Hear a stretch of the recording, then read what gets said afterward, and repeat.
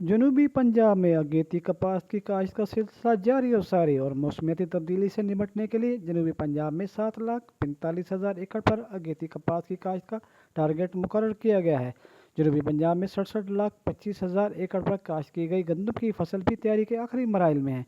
Additional chief secretary south Punjab Fawad Hashim Rabbani ने मौजा खोखरा में कपास और गंदम की फसल का मुआयना किया।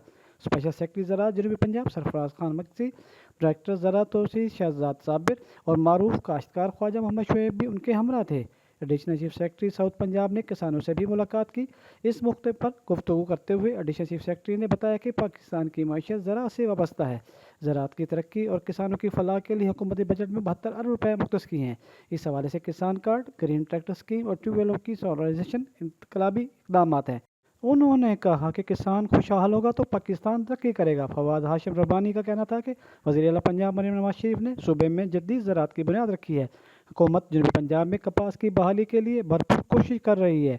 उन्होंने हिदायत की कि काश्तकारों की आला ज़राई मदाखिल को सस्ते दामों दस्तयाबी यकीनी बनाई जाए। स्पेशल सेक्रेटरी ज़राअत जनूबी पंजाब सरफराज खान मक्सी ने इस मौके पर ब्रीफिंग देते हुए बताया कि जनूबी पंजाब में गंदम की काश्त 98.7% टारगेट हासिल किया गया है और गंदम की बम्पर क्रॉप मुतवक्की है।